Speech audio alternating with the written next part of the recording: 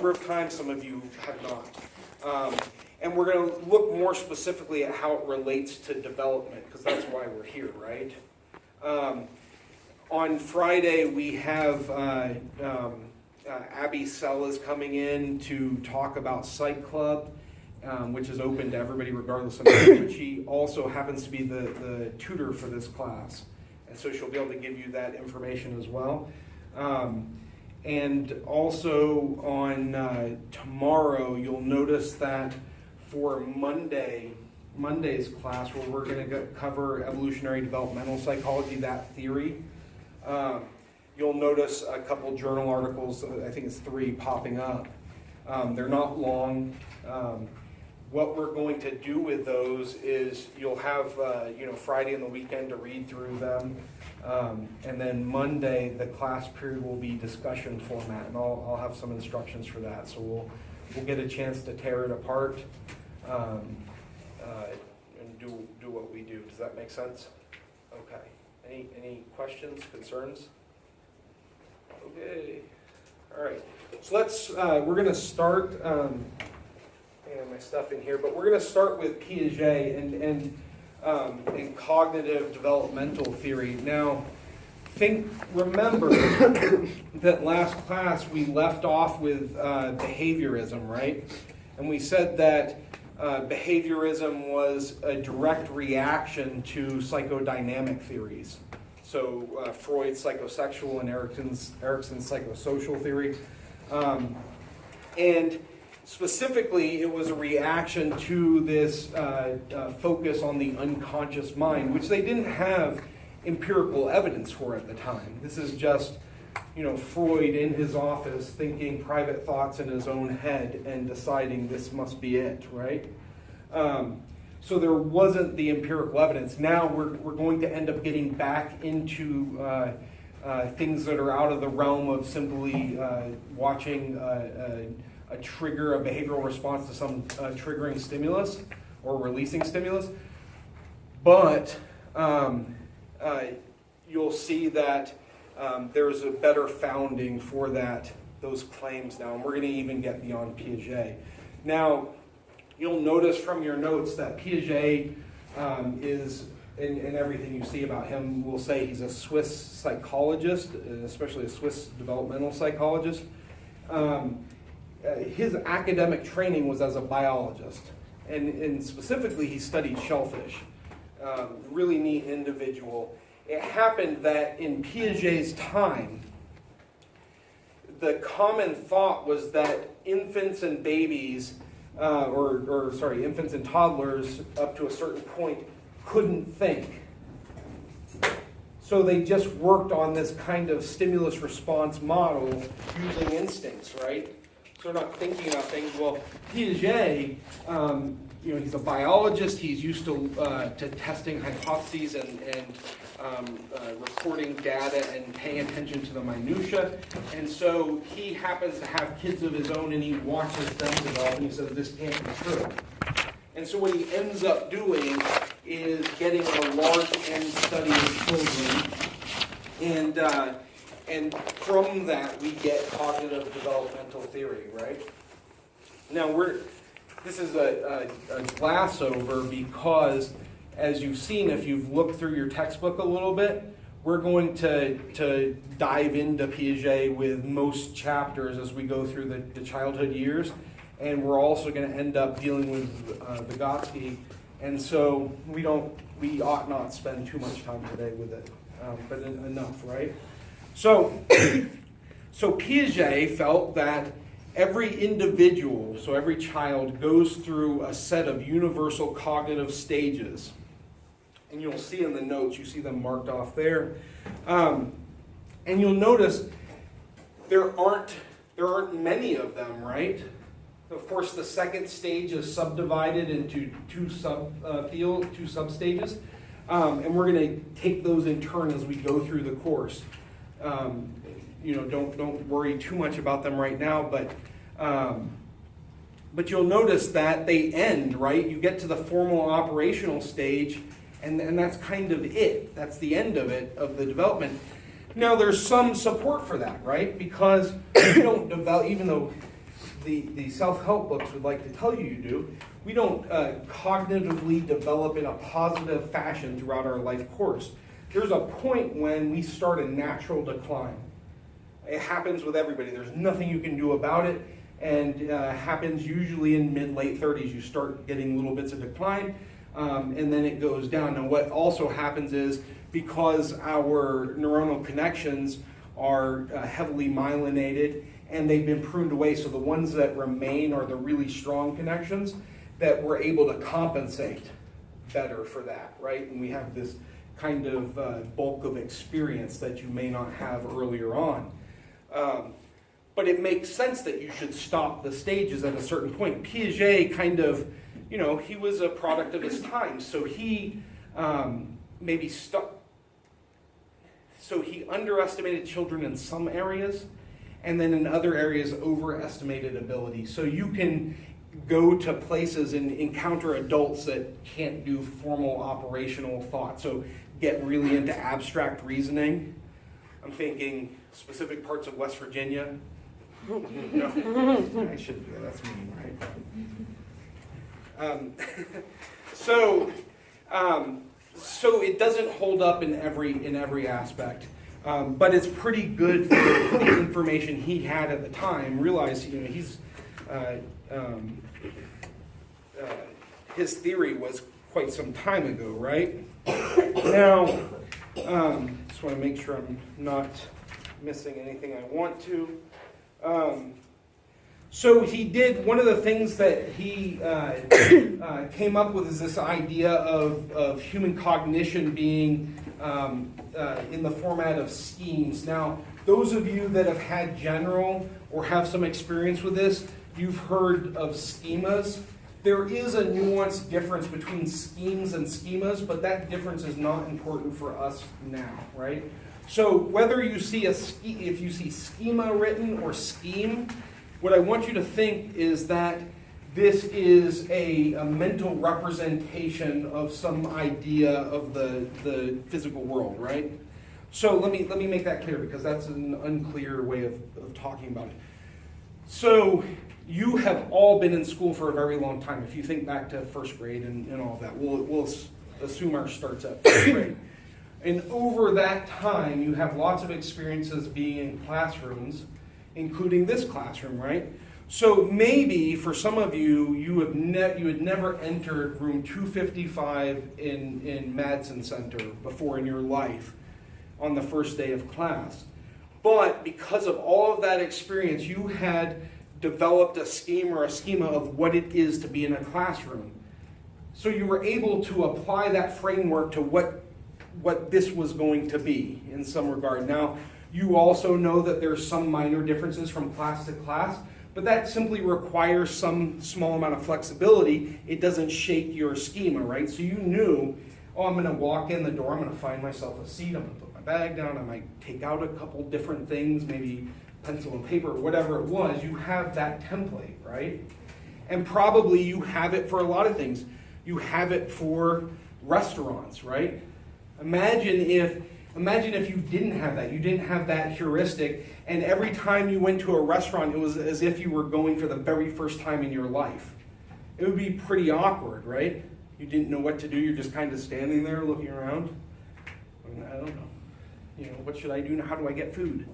But you have that, and we're not going to talk about this a lot now, and it really doesn't feature in the course, but there is a concept called expectancy violation theory. And really what that comes down to is you have this framework and it's violated in some fundamental way, right? So you go in, you're like, I'm going to classroom 255. I've never been there, but I've been to lots of classrooms. It should be the same, and it's fundamentally different. Now, that's not the same as what we're going to talk about when we get into accommodation and assimilation. When we're dealing with expectancy violation, we're dealing with a situation where all of the contextual cues indicate that it ought to be exactly like, it should match your template, and then it doesn't. And maybe down the road we can dive into that. It's actually pretty interesting, and it explains why you might get upset when you expect a situation to be a certain way and you get there and it's completely not like that. So yeah, we'll get to that. According to Piaget, all people want to maintain an equilibrium between their mental representation of the world in its chunks and the physical universe. And we know that it's a one-to-one relationship is not possible, right? But we try to get some close approximation of our mental representation with the physical universe.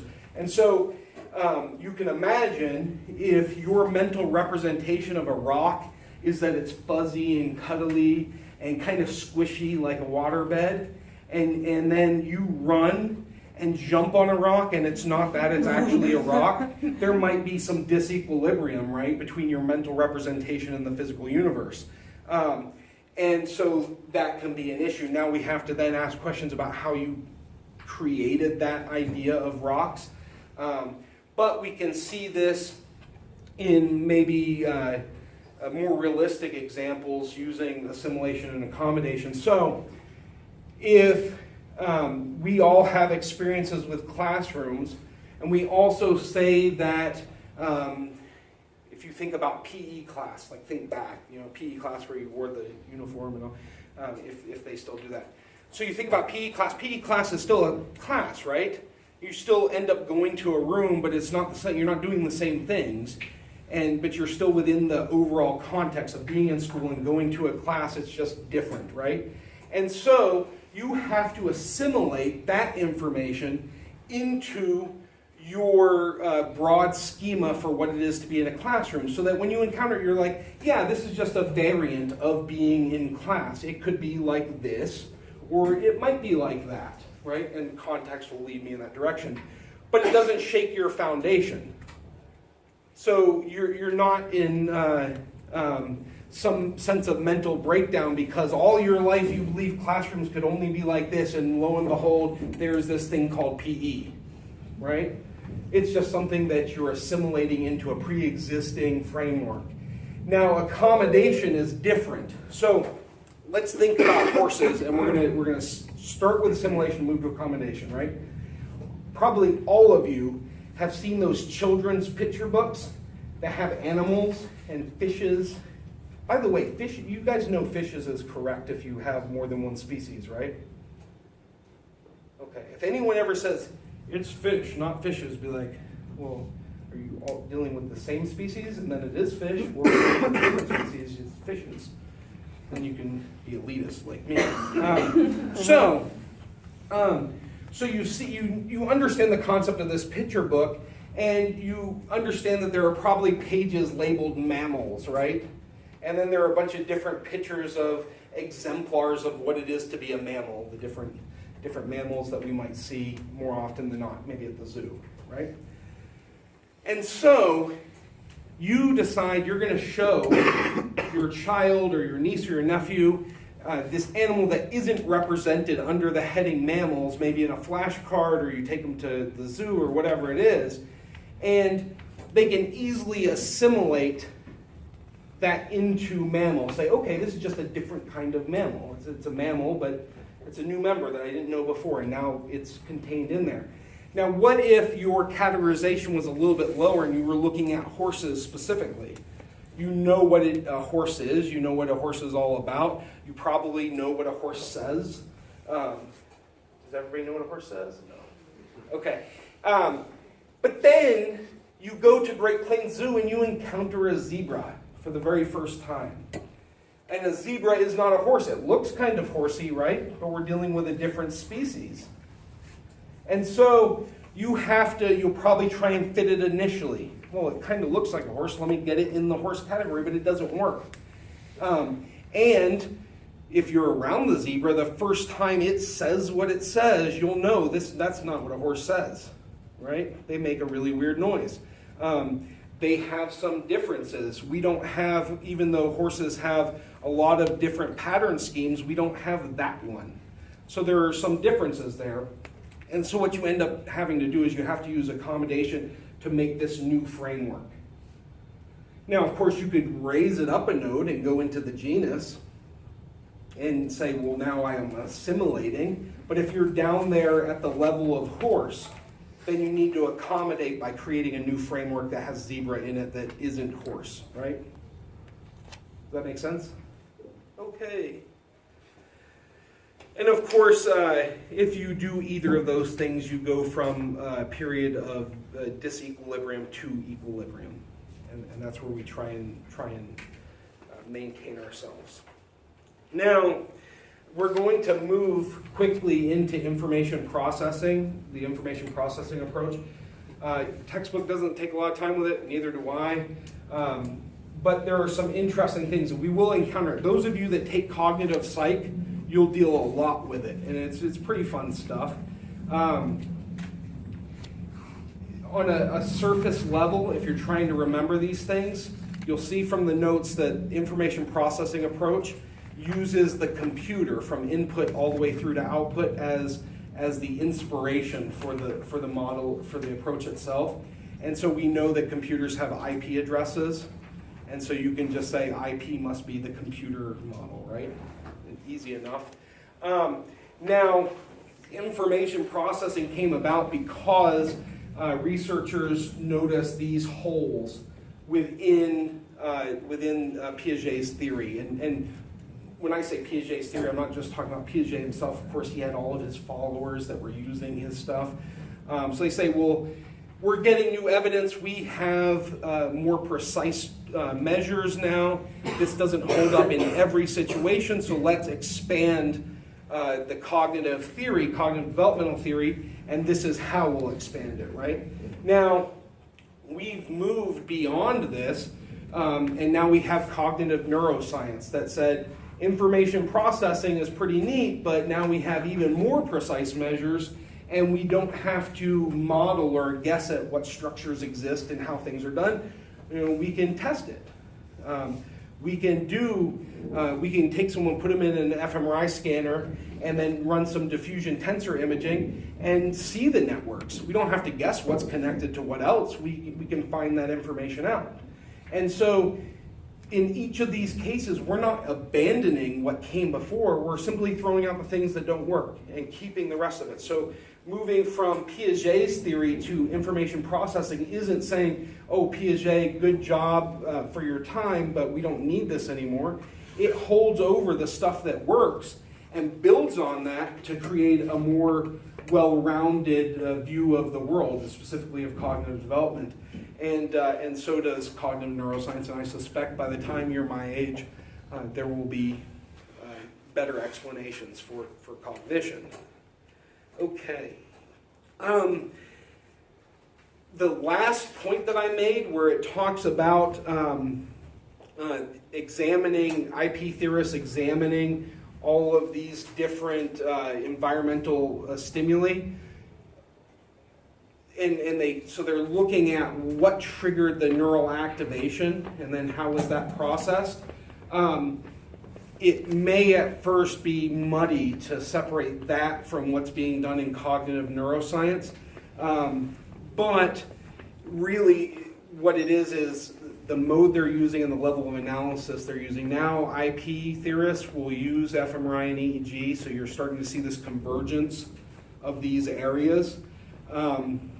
And so I suspect that probably within your lifetime, a lot of these fields that are converging into neuroscience will do that. And we won't have so many kind of theories popping around. Does that make sense? Okay. Let's switch gears. We're going to get into the contextual theories. But I don't want to ramble the whole time, so those of you that have books, if you can pop it open to page 22, and we'll do some fun reading. Yay.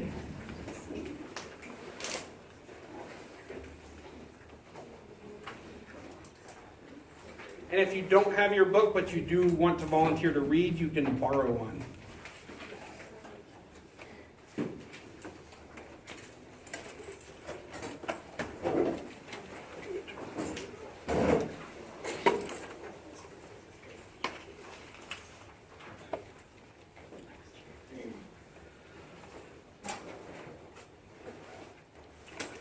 So, who wants to go first? Okay, let me rephrase that. Who's willing to go first? Anybody? 22. Okay, don't start yet, but find your place. Are you doing it? Was that a volunteering? Okay, but hold on. So let me preface this by saying Uri Bronfenbrenner kind of was a typical developmental guy, but noticed that at the time you ended up having, and this happens often, you'll see that Soc and Anth and Psych will come together, and then they'll diverge, and then they'll come together, and then they'll diverge. Well, he's one of these convergence points because before him, at least for developmental psych, there wasn't a ton of consideration given to culture and all of these kind of external environmental things. So culture, society, family, socioeconomic status, all of these different things. So Bronfenbrenner comes along and he says, no, this stuff is important and we need to account for it. Now, if you happen, it's fun to work through his theories. And so if you happen to be Googling it, you may see it come up in two different ways. You may see ecological systems theory, and then you may see bioecological theory.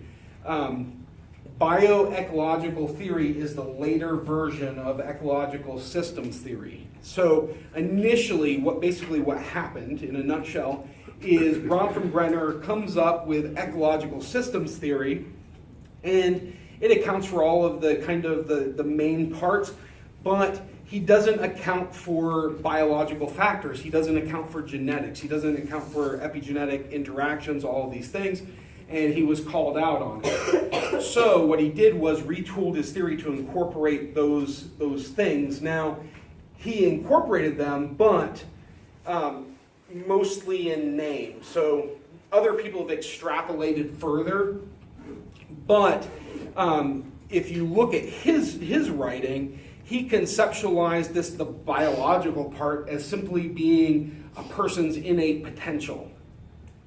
So you'll naturally have advantages and constraints just from your genetics and whatever epigenetic influences were passed down to you. So say some environmental experience that impinged upon your parents may have made it to you, or in early life, or any of these other things.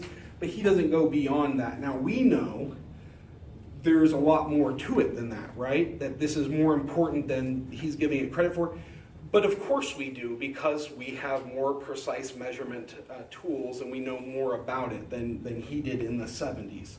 I don't know that they knew a lot about anything in the 70s, but we'll assume. They probably did. I don't know. I like Starsky and Hutch, and so knew about that at least, right? Okay, so let's work through these. So if you can read the introduction to the bioecological theory, and then the microsystem and the mesosystem, and then we'll switch off. Okay. The bioecological approach to development. In acknowledging the problem of traditional approaches to lifespan development, psychologist Uri Bronfenbrenner or something Yes. has proposed an alternative perspective called the bioecological approach. The bioecological approach suggests that the 5 levels of the environment simultaneously influence individuals. Bronfenbrenner notes that we cannot fully understand development without considering how a person is influenced by each of these levels. The microsystem is the everyday immediate environment in which children lead their daily lives. Homes, caregivers, friends, and teachers are all influences that are part of the microsystem, but the child is not just a passive recipient of these influences. Instead, children actively help construct the microsystem, shaping the immediate world in which they live. The microsystem is the level at which most traditional work in children's development has been directed. The mesosystem provides connections between the various aspects of the microsystem.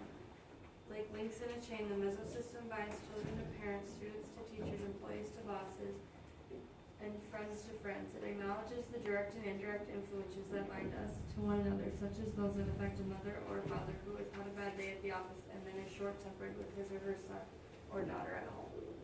Okay, so just to reiterate, we have the microsystem, and by the way, as we go through these, if you had any question about the answer on the quiz, then you're about to hear it in succession. So we know the first one is microsystem, right? Now, the microsystem is the only system that directly impacts the child and that the child has a direct impact on, right? So you can imagine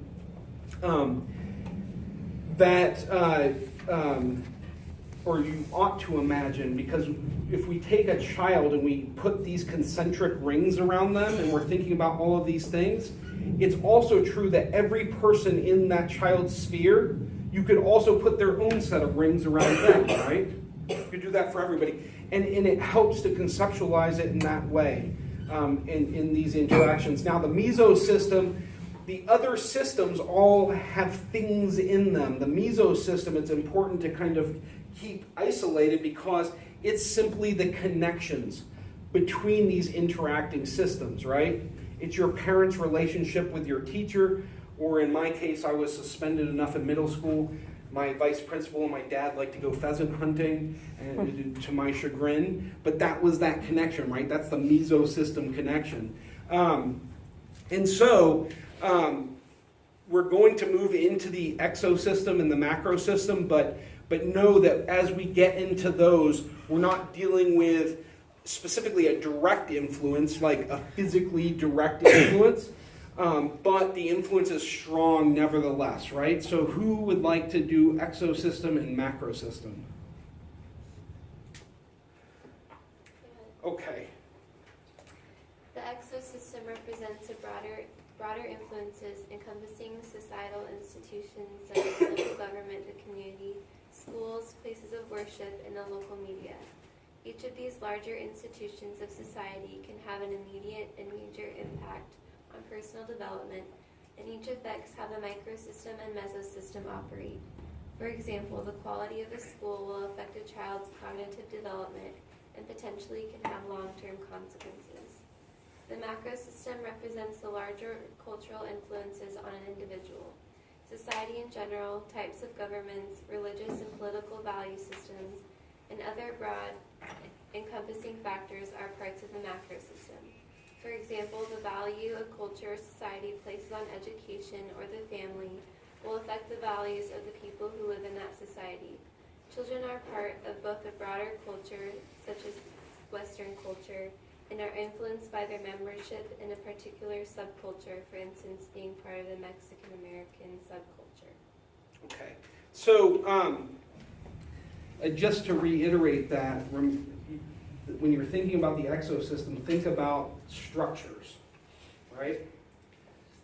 Those entities. And it doesn't have to just be the school or the school system or the parent's office or whatever it is. You can kind of extrapolate on there. When you get to the macro system, we're dealing a lot with ideas and ideals, right? These social constructions.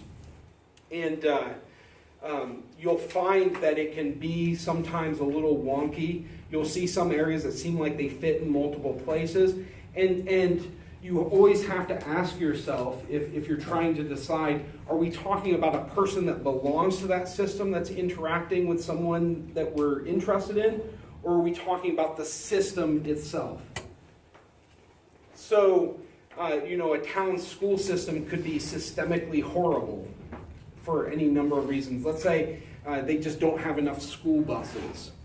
And so, kids can't ride to school, they have to walk a long distance, they get there, they're tired, and there's no such thing as school lunch or breakfast or whatever it might be. You can imagine that would have a big effect. But that's not the same thing as thinking about a teacher interacting with a parent about a child, right? Those are individuals within these systems. Now, the final level that we have is the chronosystem. And we've already talked about this, and I know you guys already know this stuff, that everybody is within the context of their time, right? They have to be, and so Bronfenbrenner had the insight to put that into his model and say that all of these things are true, and we also have to pay attention to the time in which the person lives. because that tells us a lot as well. And I think that all makes sense. Now, one thing that doesn't exist there that probably is glaring to you is that there's nothing in there specific to the technology that we have, and there shouldn't be, right? The internet didn't exist in 1974. It wasn't even a twinkle in somebody's eye in 1974. And so, it's been proposed relatively recently that a new ring should be added, because if you're thinking about children and how they're interacting with the world, we can't disregard the internet, right? We can't disregard the role that cell phones play. And so that is still an active area of research. Maybe some of you will be interested in it, maybe not, but nevertheless, it should be considered. Even if we say there are some holes in this theory and we need to go further with it, it still has some power to it. And for those of you, if you're going into research science, it's something that you need to keep in the back of your mind. But especially those of you going into nursing, it's very important, because every patient coming in has this history, this kind of layered history that you have to somehow consider in a 15-minute visit to give give them holistic medicine. And that's not an easy task. And we often think, well, that's a person, I'm a person, we both live in Sioux Falls, we ought to be very similar. And it may not be the case at all. It probably isn't. So we're going to end today. We're going to move past Bronfenbrenner. And it looks like I'm getting very close to lying to you. And we're going to talk very quickly about Lev Vygotsky. Now, of course, he existed long before Bronfenbrenner. He comes later in our notes because simply because he was a Soviet psychologist, and so he wasn't really known outside of the Soviet sphere until the 80s, and really didn't become popular until the 90s. But Vygotsky, in a non-creepy way, really loved children, and he believed that we had to take into account culture, right? So remember, he's before Bronfenbrenner. He died in the 30s, the 1934, I think. And so this is a new thing at the time. Now, the reason why he came to this is because when he was operating, he's from Belarus. He's operating within a Soviet system. He's trying to find a way to make mechanistic developmental theories of the time jive with Marxist theory. And so he's trying to get these things together, and this is one of the outputs of that. His work is broad for his short amount of years, and so if you're looking him up online, you'll see there's much more to his work than what we're going to discuss even throughout the course. His biggest theory was never finished because he, unfortunately, well, I guess I don't care one way or the other, but he did die. He's very dead. And so he was one of the first people to say culture it's not simply this external force that's impinging on you and you're passive to it. He says we internalize that, and every decision that we make is influenced by the culture that we were brought up in, the ideas that we were taught and how we see the world, and that makes sense. One of the bigger things that will influence our discussion of Vygotsky in the semester is his conceptualization of cognitive apprenticeships and scaffolding. So in his time, it was common, as more for young boys than young girls, but it was common for young boys to be sent off for apprenticeships, right? So you're going to go apprentice with a blacksmith or whatever it was. So he thought, well, why wouldn't this be true for academic study? So he came up with cognitive apprenticeships, and from that he gets this idea of the zone of proximal development. Now, it didn't originate with him, but he expanded it. Here's the basic idea. You have a learner, and they're in their bubble. They live in their bubble. Everything in their bubble, this represents their cognitive ability. Now, you might get to someone that's a little bit older where this is very expansive, but when you're dealing with children, of course, you know we hit real barriers, right? there are walls that, before a certain age you cannot use abstract reasoning, things like that. But these are all the things that the person can do and are not necessarily easy for them, but they have the capacity and they have the knowledge for it, and you don't teach them anything here. No reason to. Then what you have around it is this zone of proximal development. So these are the things that maybe they wouldn't get by themselves right now. They don't have the full capacity, but with a little bit of guidance, you can get them there. And so you can imagine at one time you probably were okay with linear algebra, but differential equations were kind of way off there, right? But through scaffolding, you can guide someone from linear algebra into differential equations, right?